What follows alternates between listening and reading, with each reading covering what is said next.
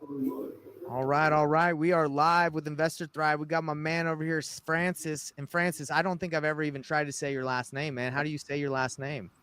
Igwilo. Igwilo. Okay, that wasn't hard. I mean, Yeah, very it's too just easy. yeah, that was easy, bro. No problem. So let me actually check. I always like to check the audio of things before I start getting into it. Okay, we got the audio working. It's all good.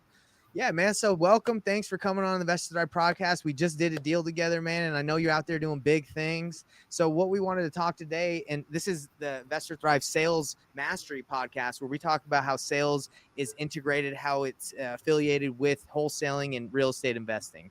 So, Yes, man, sir. thanks again for coming in. I appreciate it. Yeah, man. Thanks for having me, man. I mean, I've watched you for a long time.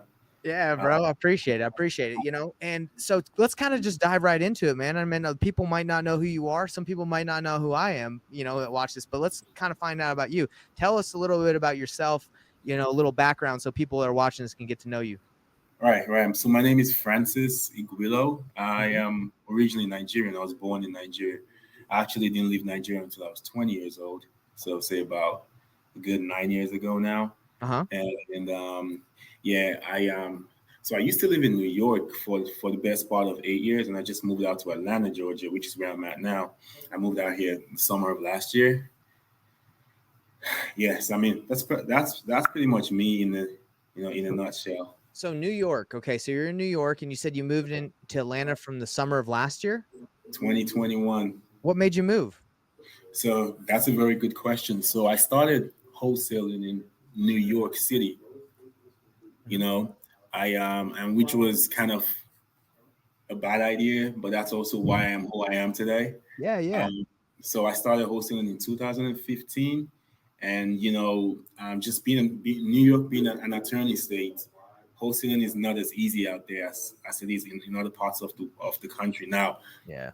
being in New York, I didn't realize that because I thought that's how everyone was having it. But you Right. see, so I mean, I started wholesaling towards the end of 2015 December, and I'll be honest with you, I didn't get my first deal until 2019. Hold on, hold on. Let's Yeah, say that again. You got to say that again.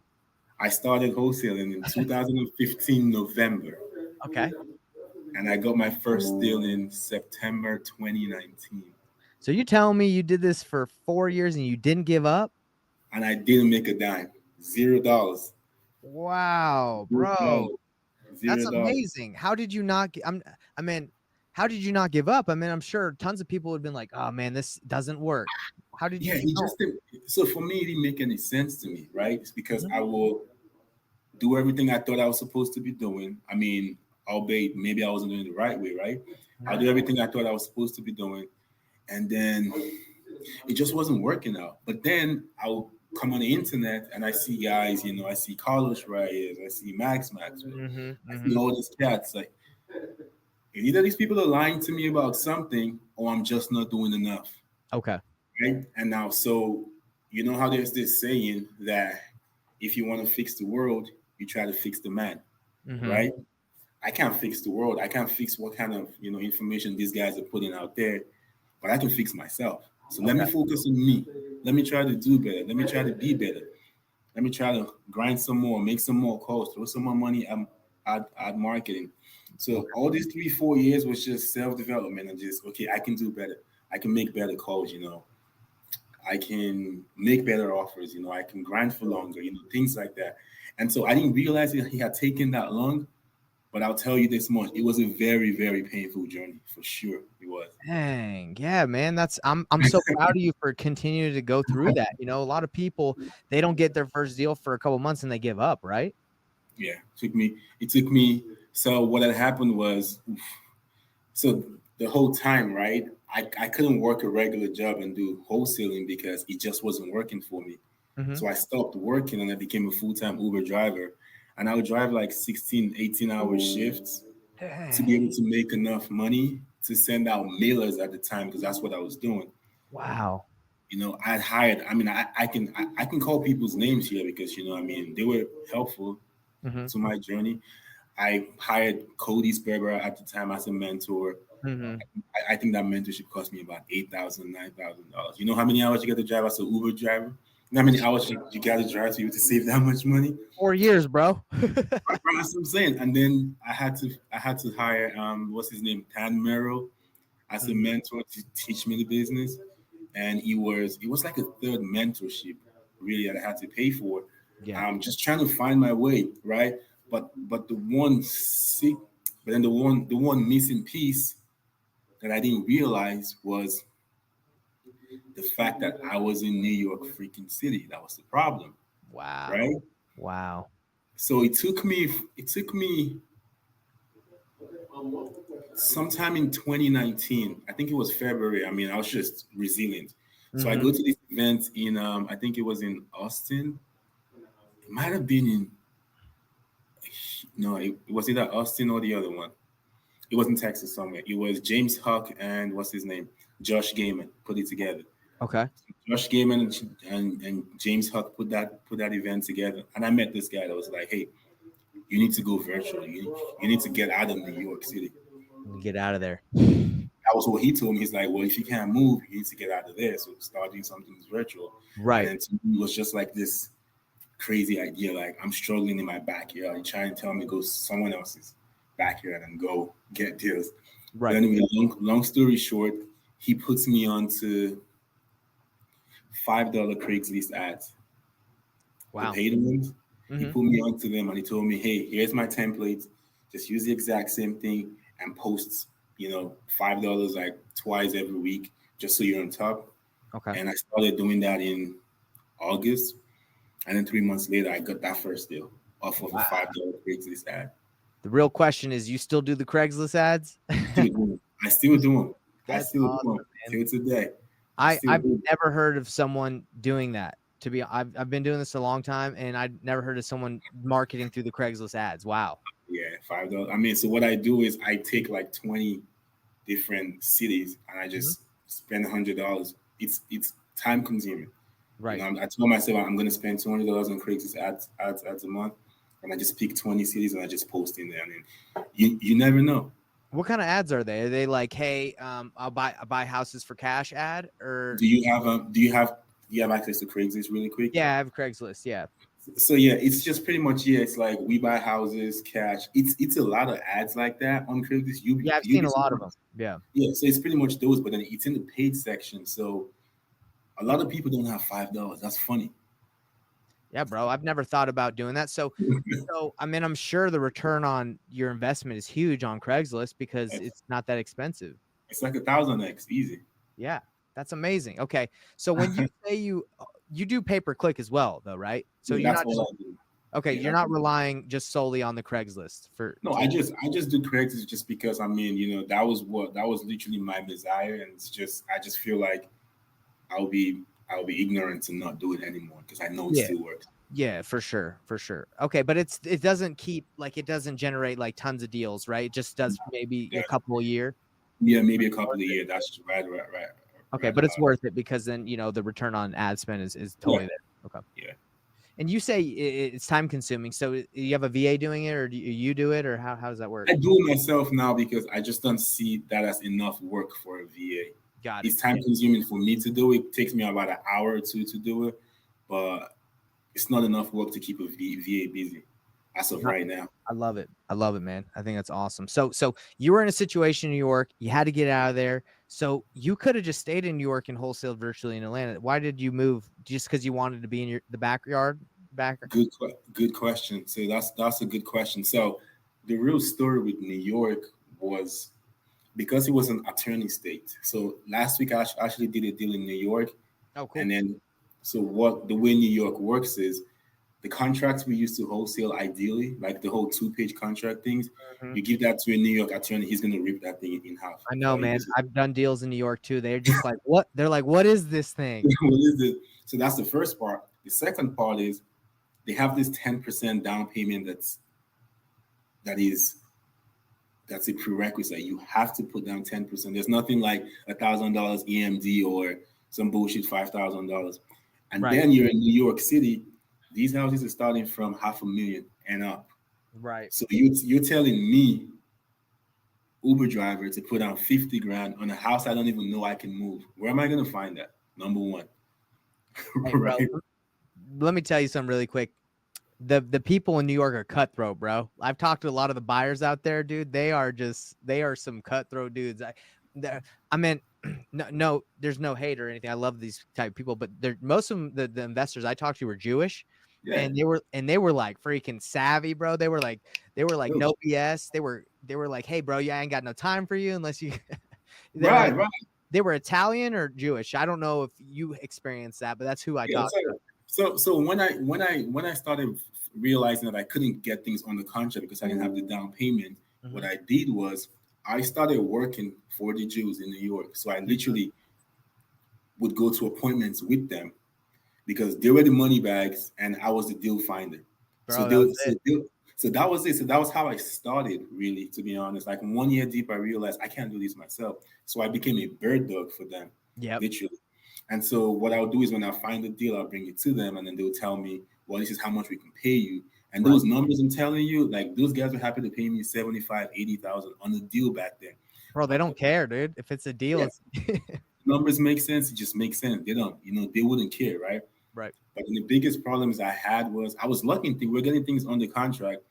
New York is the one state in the country where you can have escrow for a year and a half and it still hasn't closed. That's crazy, man. And especially when COVID hit there, bro, things were taking forever. Right. New York is the one state. So it was just, bro, it was just you're going to bed thinking, well, I got a $70,000 deal in the works, right? Mm-hmm. It's gonna close one day and things are gonna get better. And then it's 6 months later, and then the buyer's telling you, hey, I need my earnest money back because I got, I've had $40,000 sitting in the attorney's office for the past 6 months. I just got to, I got to move on. Yep.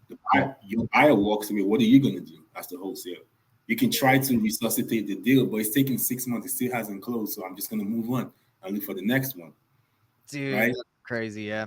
That's why it was so frustrating because the timelines were so long, only to end in disappointment. And then you got to start the whole cycle over and over and over and over again. And then you go on Instagram and it's like freaking Carlos Reyes is telling you how they're doing 30-something deals a month. Bro, can I hold one of those? Just one?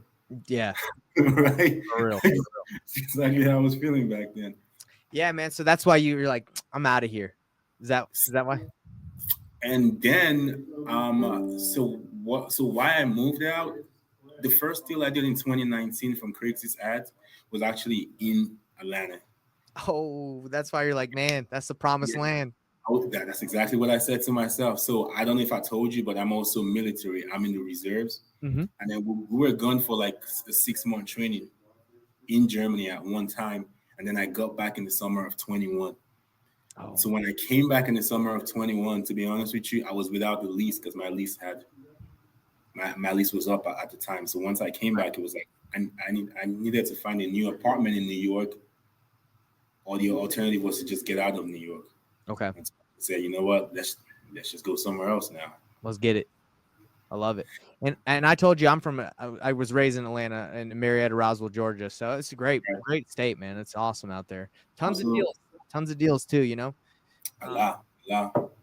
So that's awesome, man. I think that's a great story. And honestly, we might know some of the same buyers in New York. I'm sure there's some big players that I talk to that maybe you guys know. And there's some funny dudes, man. No BS out there. They're just like, show me money. I ain't got time for you unless you got a deal. Yeah, those guys. Yeah, they're very interesting people.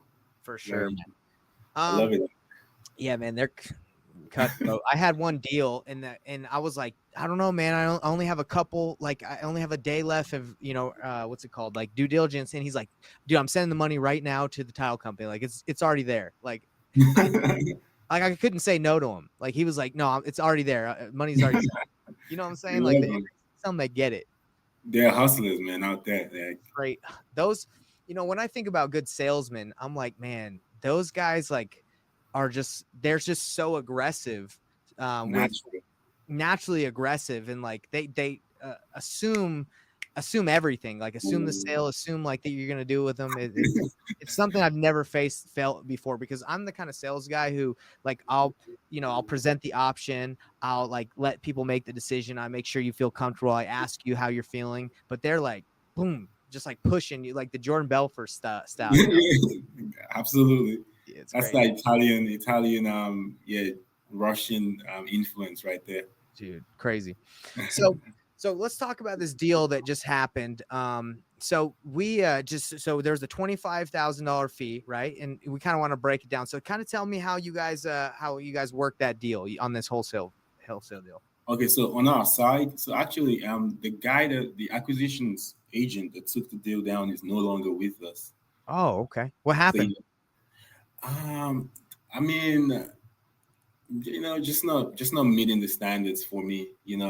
It's one Maybe. thing to get, it's one thing to get deals. I mean, to be honest with you, wholesaling is not that hard. Anybody can get deals. Right, right. You have a hot lead in front of you, anybody can close them. You just got to put in the work. So if he's not making his conversations or his calls or hitting his offers, it ain't worth keeping him, right?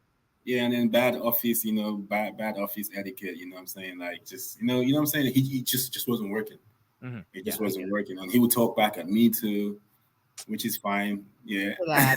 Oh, man, it ain't fine, right? Because like unless you have to have respect too in the office environment too. Yeah, I mean, because I wouldn't, I mean, and he was an older guy too, so I guess that was the challenge. Right. Maybe felt like, hey, maybe he had more experience, something like that. That part. But anyway, he was no longer with us, but then he locked it up, and then he left literally maybe a day or two after. Not left, so he got fired a day or two after. Okay. And so we got the deal at 240,000. We thought the ARV at the time was somewhere around 320. That's what we were looking at. But then the house was in excellent condition. So I looked at the numbers and I went, well, if we can take this house down at 240 with hard money, Mm-hmm. and after costs and fees, we're all in at like 270, 275. That's looking like a good $40,000-$50,000 Yeah, for deal sure. right there. That's what it was looking like. And then, so what had happened was I brought my hard money guy in, and obviously because it was going to be a bridge loan, bridge loans being that there was no rehab budget, right? Because it was going to be a bridge loan, the hard money guy was going to come in at 80% LTV, right? Right, right. Or loan to contract price. So 80% LTV put them at about 190 thereabouts. Mm-hmm. That we were going to bring to closing, which meant I had to come out of pocket 53,000. Right, right. And so for me, that was the first challenge, right? Yeah, that's a lot to put down, for Yeah, sure. that was Especially the if you're first. doing other deals, and Right. right now, bro, it's the market. I'm straight with everybody. The market right now it's hard to know what's going on. Interest rates are going up. I have 3 deals right now that I flipped. They ain't selling, and Mhm. most people are probably like worried. I'd look at it as like, dude, I just got to make more money, you know. But yeah, so I'm assuming when you had to bring that much, and you also saw the markets cooling off, you're probably like, Right. And then around that same time, I had 3 flips here in Atlanta, which I had bought in July, that I literally paid for them, and I put it back on the market because I was like, I'm not doing any flips at this yeah, point. So it was like I had experienced that, put down like $40,000-$50,000 on like 3 houses, and then sold them quickly because I didn't know what was coming, right? And then now you're asking me to come out of pocket 53,000. So I go, well, okay, you know what? If that's my only option, we're gonna do it. We have the resources to be able to do that. And so that was when I started reaching out to people. Hey, look, do you think we can move this deal off market? Maybe. Or do you think I can find? I think why I reached out to you was, do you think you know a private investor, like a private lender, that's right, happy to be in second position? to fund Because the for town, me, right, to right, fund the down payment, right? Because for me, the hard money guy has to stay in first position because he's coming in at 80%, right? got So it. anyone that's coming in at 20% has to be in second position. But Mhm. everybody, me and you knows, is not going to stay in second position Of course, on of any course. for the most part. Everybody would like to be first.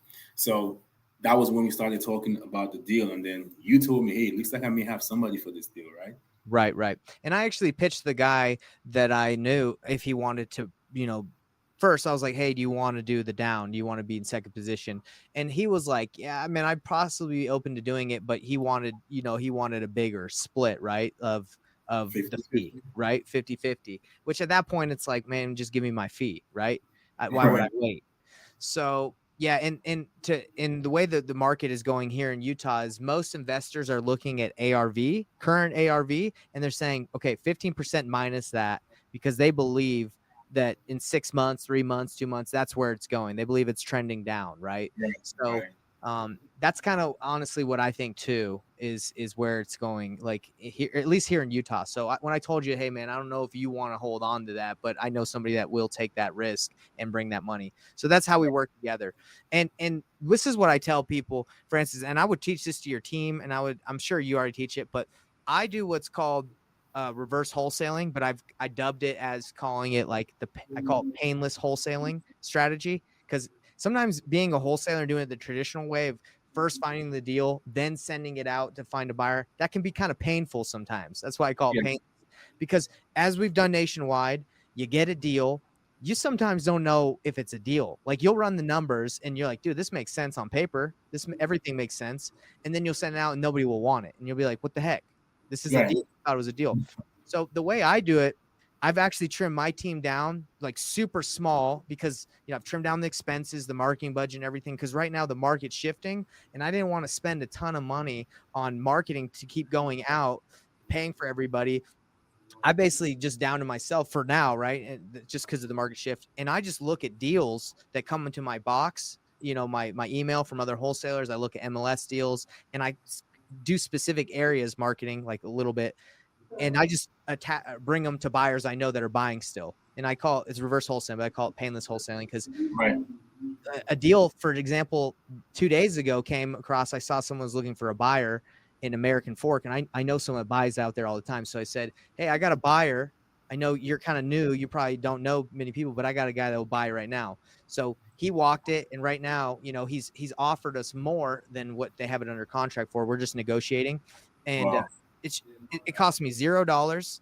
Cost me literally no time, like a couple hours, and I think it's just way easier. I know you have Right. a team, and that's good. If you have the team and you like to, do more deals and all that stuff, that's cool. But for me, I just have to worry about me making 10, 20, 15K, 30K a month with little expenses. And I'm good now because I'm running Investor Thrive. I don't have to run like some giant operation, because And, and, that's expensive. and that makes a ton of sense. I mean, isn't that how Jamil is making a fortune off of Kegley? Bro, that's all Jamil does, right? I think that's astro flipping. I think that's what they do. Yeah. But the difference with me and what they do is, like, I actually like get super tight with my guys. Like, instead of blasting it out to an email list and like hoping someone will open it up, I just call my top guys and they have an answer for me either on the phone or in a couple hours, so I don't have to wait. Fair enough. And then that makes absolute sense, because without you, I probably would have been $53,000 short of money. But then let's get to the juicy part, right, of the deal, Yeah. of how. So your buy, so I send it. So you take the deal to your buyer. He wants to be we're pitching it to him as a private lender, to Right. fund the down payment. And then he looks at it and he goes, well, I'll take this at what, 265, I think 259. he's at 265 to begin with. Yeah, but then he was at 259, remember? He Yeah. came in at 259. We're trying to push him to come to 265. That's right. You wanted 265. He had 259. So that's where he was. Yeah. So I said, hey, this Right. is what he has without my fee. This is what Right. he's going to do. Right. And then you needed to get paid. I had the guy that I got fired, I had to pay him.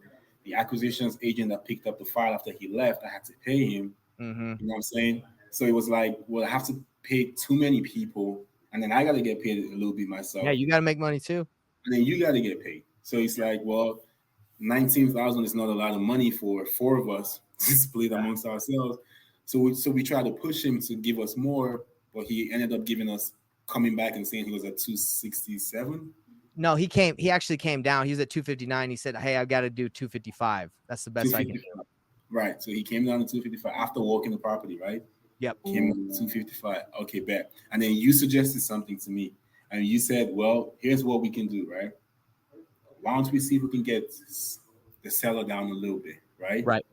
Because the And interest rate, right? I was like, hey, look, everybody knows in Utah things aren't selling as fast as they were. Right. So what I did was I called my acquisitions guy. I was like, hey, call the seller. Tell her we got to be at 220. Tell her interest rate just jumped up 1%, actually 1.5% over the past week or so. And we're having a hard time, sourcing the funds to get this deal done at Right. 240. Right. So he calls her and then he anchors her at 220. Got to. And then they go back and forth for a little bit. And then she's like, 225. All right, let's get it done. Bro, the anchor is money. And for people that Right. don't know what the anchor is, when you have a seller on the phone, you don't go there and you tell them the target price that you want. You go lower Right. than that. So when you Right. negotiate, you actually come up, they feel like they won, right? Because if you say 230 and she says yes, then she might in the back of her head been like, man, maybe I could have gotten a better deal. But Right. it's the right way to So do it. yeah, so we anchored the 220. The goal was to get her down just 10, Mm-hmm. just so that everybody could have a decent payday. And so she came back at 225. I'm like, great deal regardless. And then you have another. So then you tell me, hey, I have another guy that can actually come in and take a look at the house. Mm-hmm. Right. The second guy comes in, and I think his offer comes in at 265. Right. Yeah. So that one was actually 260. He came in at the offer higher than the original offer. Right, gotcha. So he came in at 260, and then pretty much from the time this gentleman came in to the time he closed was probably like a week, right? Maybe. Yeah, he was quick. Yeah, he was quick. The title company was quick too. Yeah, well, remember you had that title company that you were working with, and we had to switch it to the one that I'm really cool with. Yeah, because they wanted the seller to sign the assignment fee. What's up with that, bro? That was stupid. Where in what country does that happen? and she's like, sorry, and we're like, see ya. Right, your loss. Yeah, exactly. So that was sweet. So we switched title companies quickly. My title company, shout out GT Title. They're awesome. They got it done quick. But yeah, man, that was a good deal. And this is the reason why we're talking about this, everyone, is it's not always just like you get the house and you sign it and it's over and it's easy. Like sometimes you got to jump through some hoops. That's just how it is. Mickey Carter, yeah, it is a crazy business for sure. I mean, we so as a company right now, we're probably doing anywhere between 18 and 20 contracts a month. That's awesome. A company. But then of the 18 to 20, maybe only about 9 or 10 will end up closing. That's usually how it is, right? It's about right. 10, it's about 50%. It's like the other half. You're dealing with angry sellers. Like, why are you not buying my house? Why are you backing out? Mm-hmm. Or some of them, it's just you get to the closing table and the seller's disappeared. You know what I'm saying? Like, it's always something. Yeah. Like we're sitting here talking about this one deal that went through, but I'm sure between me and you, there's probably 8 to 10 transactions that have gone south just this week alone by itself.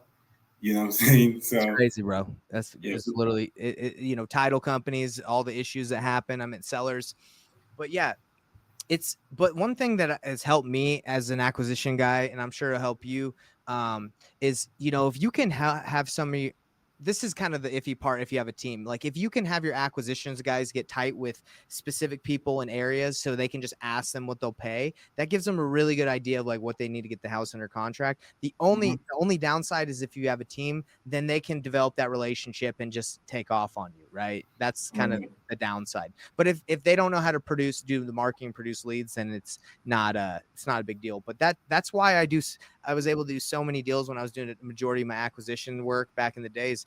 I knew like I could just ask someone I was tight with, and they would just tell me what they'd pay, and I would get under contract. And if I felt like I could get more, I would still blast it out, but I would use a buyer to gauge the price, because especially with nationwide, it's kind of hard to know where to pay, even if you know how to run comps. Yeah, it's impossible. I mean, we're still so we were just nationwide, right? Yeah, we're just nationwide, like getting leads in the middle of nowhere. Terrible idea, by the way, for everybody. And then I scaled it back. I met with this guy that's actually figured out, some kind of I want to call it the secret sauce. And then he gave me a list that he uses that actually.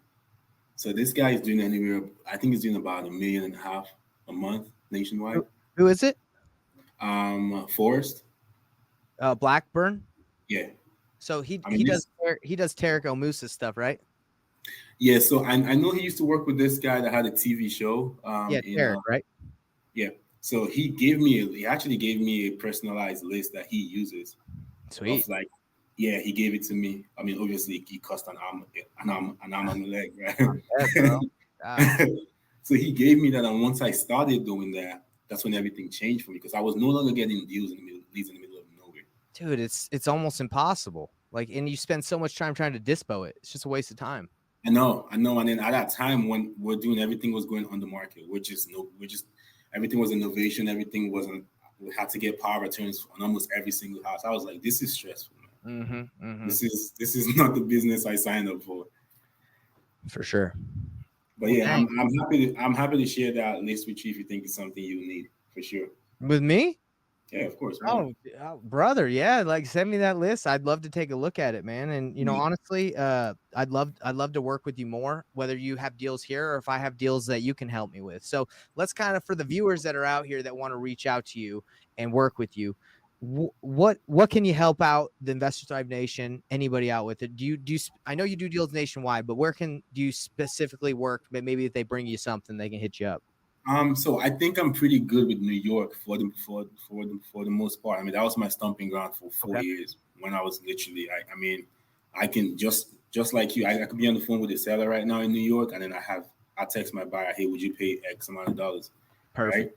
So it's New York. I'm here in Atlanta. I mean, I have a lot of flips going on here, so I'm probably your buyer out here for the most part. But I also know other players out here too. Awesome. So I mean, those are my primary markets. Everywhere else, I'll just rely on the resources I have. So I use investor lift to dispo. Okay. For the most part, and then it really has changed a lot for me. That's good. That's good. Yeah, I had it in the very beginning when it was like the prototype. I was on cartel mode, but honestly, for us, because we were mainly nationwide, and I mean nationwide, we're getting crappy leads. I got it, and I thought it was gonna help us dispo bad areas, right? Right. But it doesn't. It doesn't really help out. If it's a bad area, it's not moving. So I had it for a long time, and I literally called John. And I told him, hey, listen, I'm canceling this thing. This thing is not working for me. I'm paying X amount of dollars a month for this. Like, I think it was about $3 or $5 grand at the time a month for this thing. Yeah, bro, it was expensive, brother. And I can't sell anything on this. Yeah. But it wasn't Investor Lift's fault. It was just those neighborhoods were just too small. Like there was no buyers over there. So when I got that secret sauce from Forrest, and I started shooting out the deals on Investor Lift, bro, we've assigned about 210,000 just this month on Investor Lift. Literally, that's amazing. That's amazing. I can show you my dashboard right now. That's amazing, bro. Right? Freaking sick. Yeah. So that's what changed it for you, is forget all the little trashy areas, the whole nationwide, specifically target good markets, and then you use Investor Lift to help you dispo. Right? Literally, that's it. Like if I hadn't met Forrest, and he gave me that list he gave me, and I didn't have Investor Lift, I'll probably just be crying somewhere right now. Yeah, so let me kind of tell you about my experience. So Nick Perry came on a podcast with Real Estate Disruptors, and he was talking about nationwide wholesaling. So I was like, that is the key, because I'm in Utah, kind of similar to New York. Obviously, it's a lot harder, but ours is, it's pretty difficult to get a deal, right?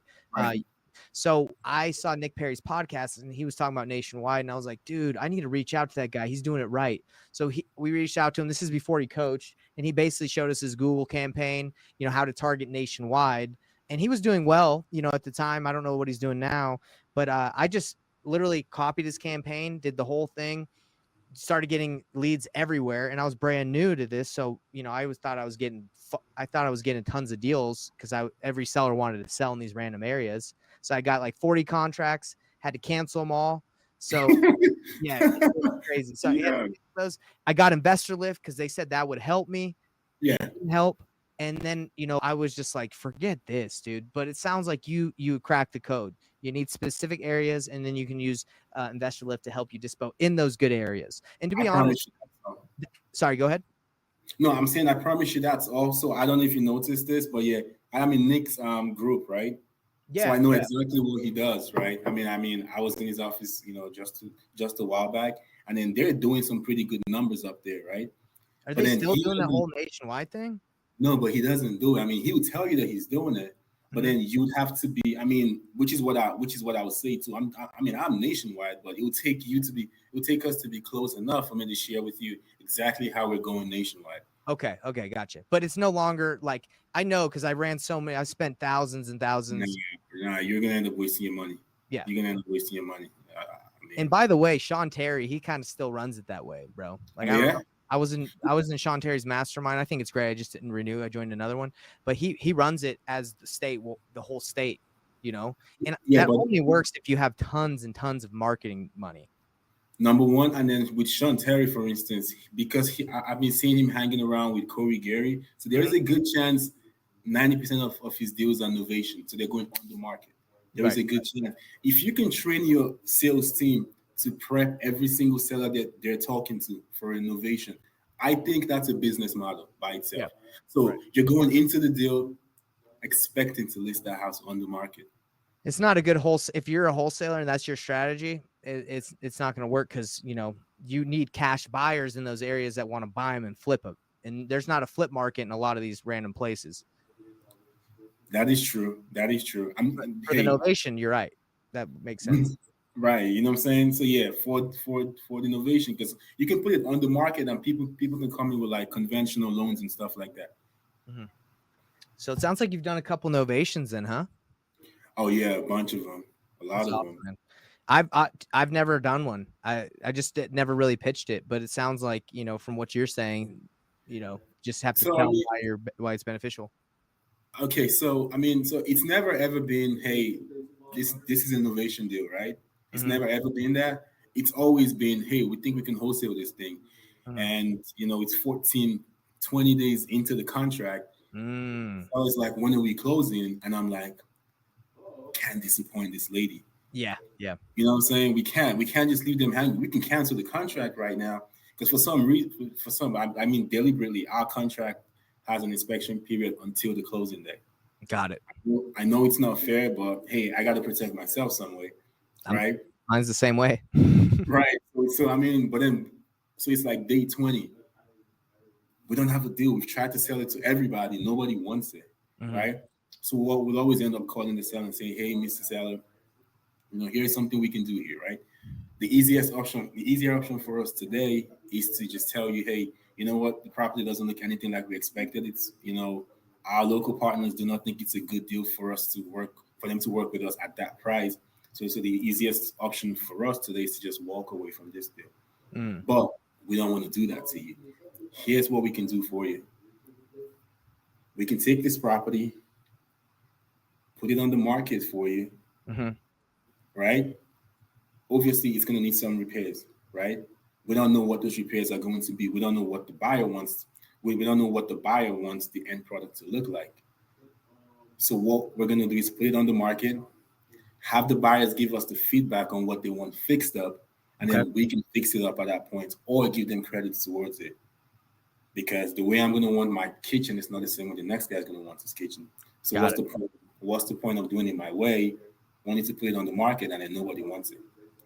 Yeah. So we kind of pitch them to put it on the market for them and then wait for the buyers to give us feedback towards fixing it up. So that's how we always get them to be like, okay, cool, yeah, throw it on the market.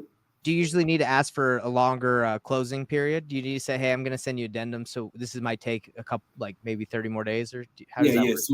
So we send them an addendum, and then for the closing date, we just put to be determined. Oh, okay, got it. That's better. Put it to be determined, but then we let them know, hey, it's going to be at least another 30 to 45 days at the bare minimum. Got it. So, if it's a seller that's not pressed, they're fine with it. And something I've also done over time has always been, hey, I can give you a cash advance of like $3,000, $4,000, $5,000 up front. That's good. That probably motivates them to do it too. Just get some money up front, whatever you got to take care of that's pressing to you right now. And then sometimes I'll see if there's a mortgage on the house, I'll take over the payments until this house sells. So just whatever makes it easier for them, so that when they see you're making 20, 25, 30,000 at the end of when it's time to sell, they don't care. Do you usually prep them for that too, or is it just you don't really talk about it until the end when there's a fee? Oh no, we let them know that. We let them know that. So we tell them, hey, our guarantee to you is you're going to get. So I actually closed one today, right? And that one we agreed to $112,500. Okay. we put it on the market at 170, Mm-hmm. but we didn't sell. We were only able to sell at 135. Okay. But then the whole time the seller saw it on the market at 170. They knew it was on the market for 170, and they knew they were only getting 112. But we also told them, hey, we're gonna put some work into this house. We don't have a dollar figure just yet. Obviously, we're not a non-profit, so we gotta make some money. Yeah. Did you have to put work into that one? Cleaning cost about $3,000 between just hauling stuff out, clean the carpet, It was Okay. little bits of work, but it was definitely not $40,000 worth of work. So you said 135 is what you sold it for? Yeah. And then you have the buyer's commission, I'm assuming 3%. Yes, it was 6% for the agents. Really? And 6%. Oh, did you not use a flat fee listing service? You used no, we didn't use a flat fee listing because the house was dirty on the inside. I needed somebody to manage, the cleaning out and stuff like that. So what we ended up doing was we had to drop the seller from 125 to 105. Got it. And so at the end of the day, we made 12,500, but we couldn't do innovation there because the seller was a power of attorney for her mom. So we were a power of attorney over a power of attorney. It doesn't work, right? Right. So what we had to do was we had to prepare an invoice. At close? An invoice. I sent it over to the title company. Hey, this company is owed X amount of dollars for 75 hours worth of work. And so that's how they paid us, was off of an invoice. I like that. And Right. do you usually file when you do novations? Do you file what's it called? A memorandum? Do you do that too?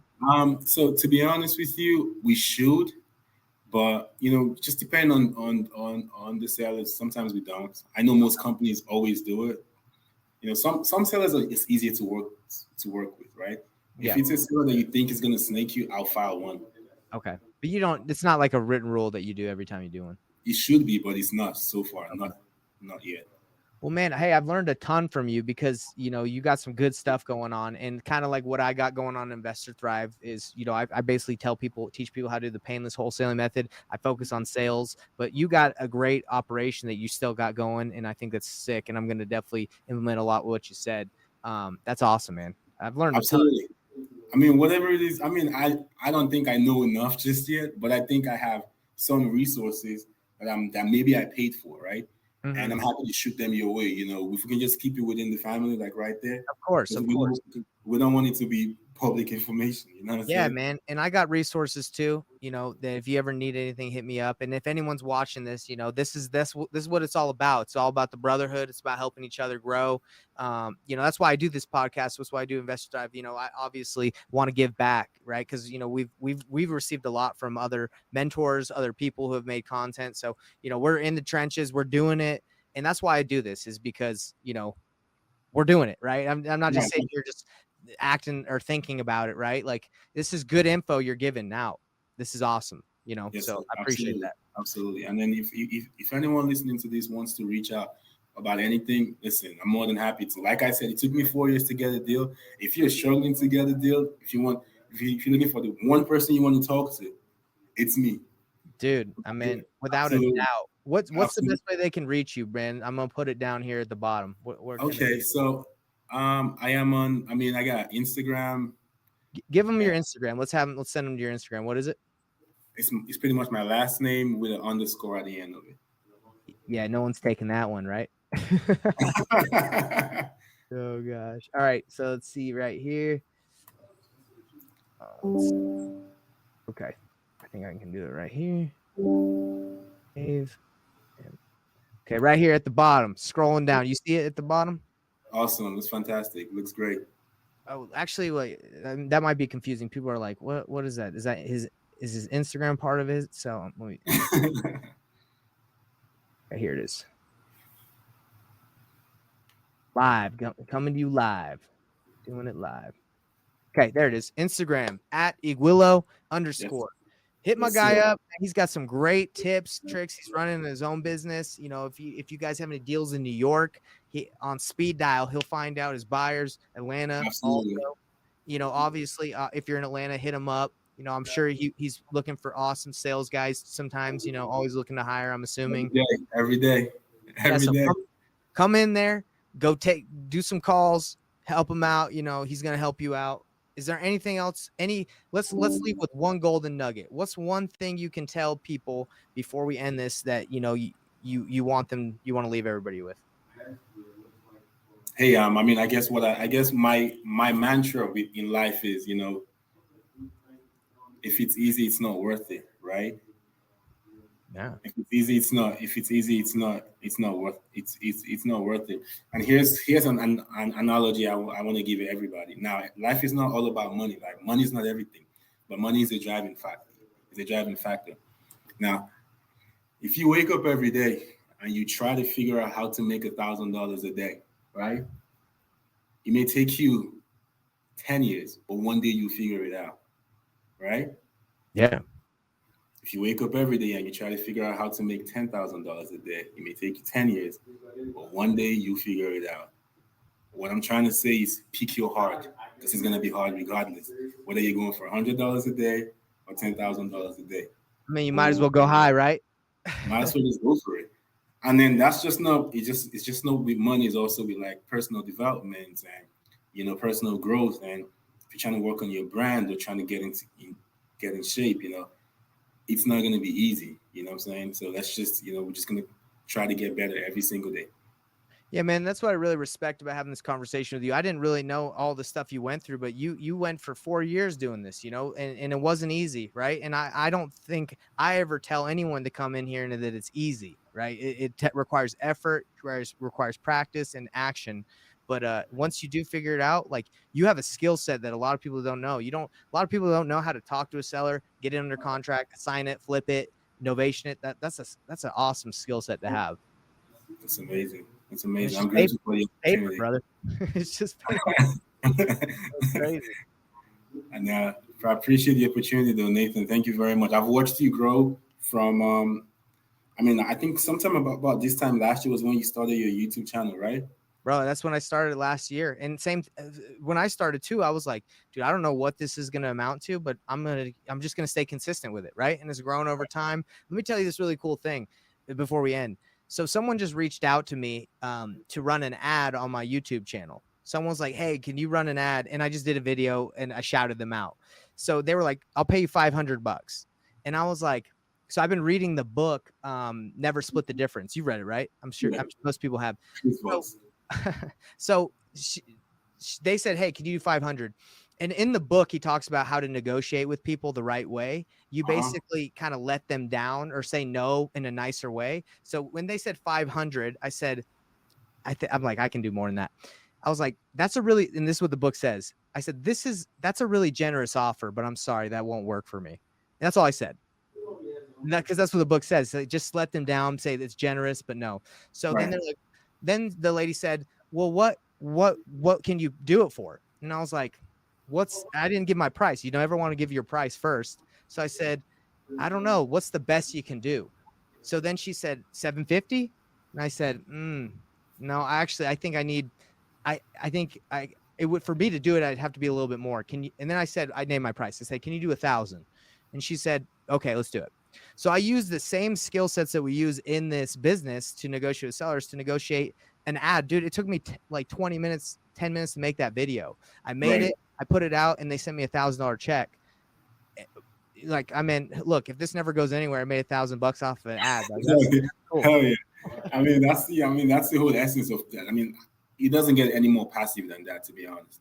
Bro, I mean, it's awesome. Now the YouTube channel's monetized. I'm making some money off of it. It's not crazy, but this is where it starts, right? You just go for it, and you just do it consistently.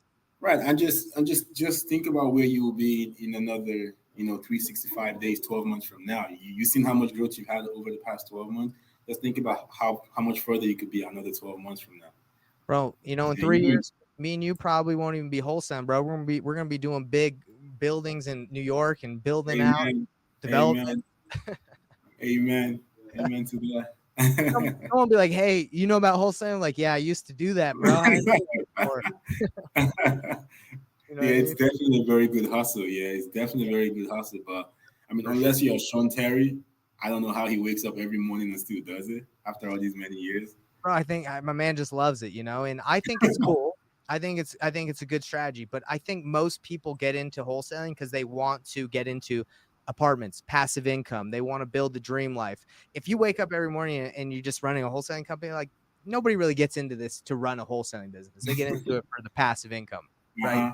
And to get out of it. Yeah, if you can build out a pretty solid organization, then you can actually remove yourself from it and just go do something else. Exactly. And I think a lot of people get into wholesaling too is because the business is set up to find deals, right? So if you can own a wholesaling business and you can cherry pick the good ones and keep them, that's why I originally got into wholesaling, because I was like, hey, I'd like to have the pick of the litter, right? Pick the good, flip the good stuff. So that's why we do what we do, man. But it takes time, effort, and you just go for it. Absolutely, man. All right. Well, we'll have to bring you back, man. We'll have to bring you back in a year or 6 months and just be like, all right, where you at now? We got to just check in on each other. Let's do it for sure. Okay, well, hey, we're good. We're going to end right here. But yeah, man, send me that list, text it to me, email it to me, whatever, and let's keep in touch. Let's help each other out. And everybody, again, hit up Francis on Instagram and, let's grow together, all right? Absolutely. Appreciate you for having me, Nathan. Good looks. Right. Hey, by the way, we got some fans out here saying, will this be available for replay? Got here late. Tony, it's going to be here for replay, all right? You can find it on the YouTube channel. You can find it on all the stuff we do. And hit up Francis. He's a great contact to have. Absolutely, man. All right. Later, brother. All right, Nathan. You have a good weekend. Yeah, you too, man. Bye. All right, bye-bye.